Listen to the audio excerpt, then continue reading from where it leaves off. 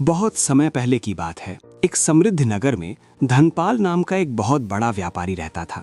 उसके पास इतनी धन दौलत थी कि उसकी 7 पीढ़ियां बैठकर खा सकती थीं। लेकिन धनपाल का मन कभी शांत नहीं रहता था।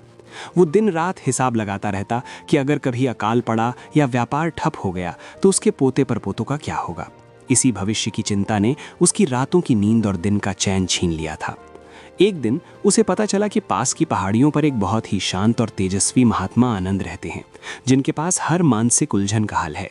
धनपाल उनके पास पहुंचा और अपनी व्यथा सुनाई। उसने कहा, महाराज, मुझे डर है कि कहीं भविष्य में मेरा परिवार दुखी ना हो जाए। मुझे कोई ऐसा उपाय बताइए जिससे मेरी आने वाली कई पीढ़ियों के लिए धन कभी कम ना पड़े। महात्मा आनंद उसकी बात सुनकर धीमे से मुस्कुराए। उन्होंने धनपाल से कोई लंबी चौड़ी बात नहीं की, बस एक छोटी सी पोटली उसे थमाते हुए कहा, बेटा, मैं तुम्हारे सवाल का जवाब कल दूंगा, लेकिन उससे पहले तुम ये अनाज की पोटली गांव के आखिरी छोर पर स्थित उस छोटी सी झोपड़ी में रहने वाले परिवार को दे आओ। वे बहुत गरीब हैं। धनपाल तुरंत उस झोपड़ी की ओर चल दिया। वहां पहुंचकर उसने देखा कि एक बूढ़ी माँ और उसकी बेटी फटे हुए कपड़ों में भी बहुत प्रसन्न दिख रही थी। वे आपस में हंस हंस कर बातें कर रही थी।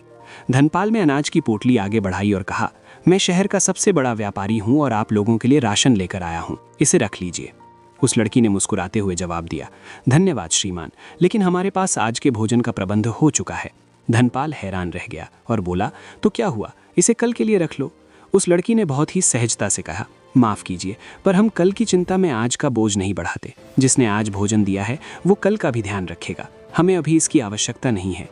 धनपाल अवाक रह गया। वो सोचने लगा कि एक तरफ ये लोग हैं जिनके पास कल के लिए कुछ नहीं है, फिर भी कितने शांत हैं, और एक तरफ मैं हूं जो 7 जन्मों का इंतजाम होने के बाद भी तिल तिल मर रहा हूं।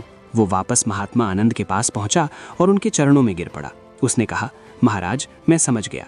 भविष्य की वो चिंता जो हमारे वश में नहीं है, वो केवल हमारे आज के आनंद को नष्ट करती है।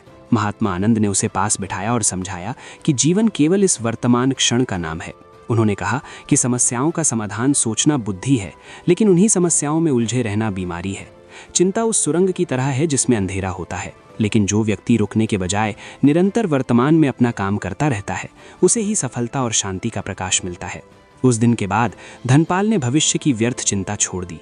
उसने सीखा कि जीवन को बहुत अधिक गंभीरता से लेने के बजाय इसे पूरी ऊर्जा और आनंद के साथ वर्तमान में जीना चाहिए।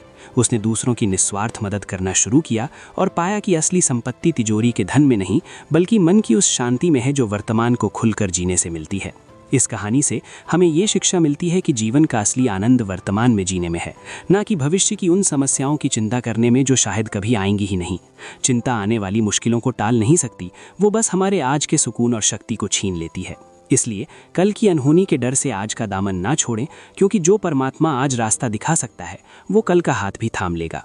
ऐसी ही प्रेरणादायक कहानियाँ हर दिन सुनने के लिए वीडियो को लाइक करें, चैनल को सब्सक्राइब करें और बेल आइकन दबाना ना भूलें। और जुड़िए हमारे YouTube चैनल स्टोरी स्टूडियो के साथ, जहां आपको मिलेंगी दिल को छू लेने वाली और जीवन बदल देने वाली कहानियां।